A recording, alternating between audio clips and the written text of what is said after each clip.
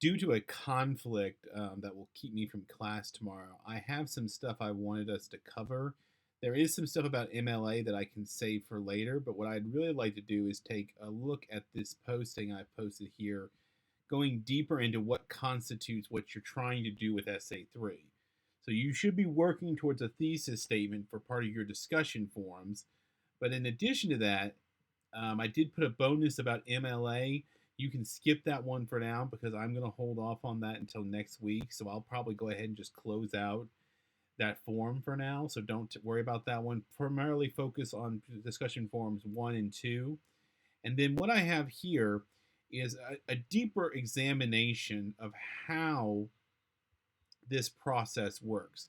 In fact, you can take some of these little sub questions here, and some of these appear inside the template for the assignment sheet, and you can use these and sort of use them as a template for going out and finding answers. So this is beyond the first section where we talk about, and we'll talk more about this next week. We'll just start defining, we'll do the definition paragraph and everything after we've now done the introduction thesis statement. We'll start talking about the definition paragraph, and that will lead us back to some of that MLA discussion. We can say that for next week. But what we'll be doing here is when we start diving into the research and finding out where we gathered and what kind of information we need to find, which is something we will also talk about next week. I took each of those sections, and for each sections, I broke up the questions and used an example. This time I was using mainly Captain America to sort of show you what kind of information you're looking for.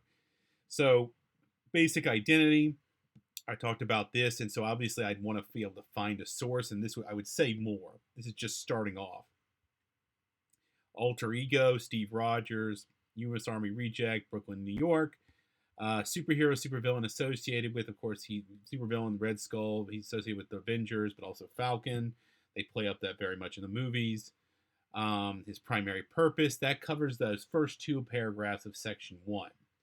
Section 2, we get a little bit beyond here, and we're starting to talk about, he fights crime, supervillains, he uses the shield made of vibranium.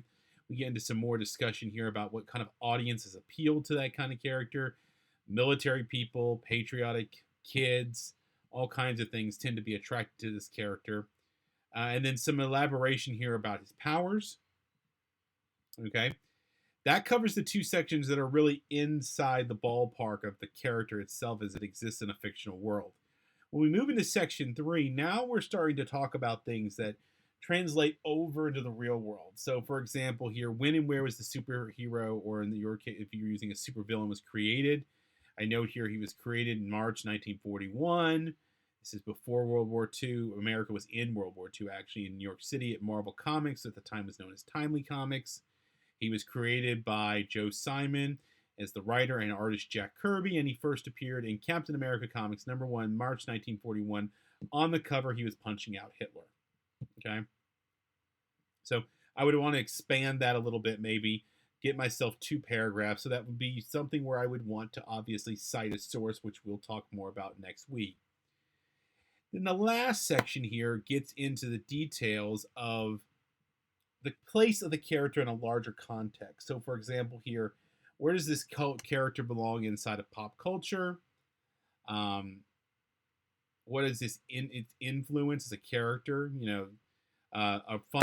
Here's a funny story. Captain America's uniform, in the comic books in particular, is very flashy, like it looks like the American flag. My daughter, who I introduced to this stuff early on, actually looks at the flag, the American flag, and says, "Oh, look, the Captain America flag." Influence, okay?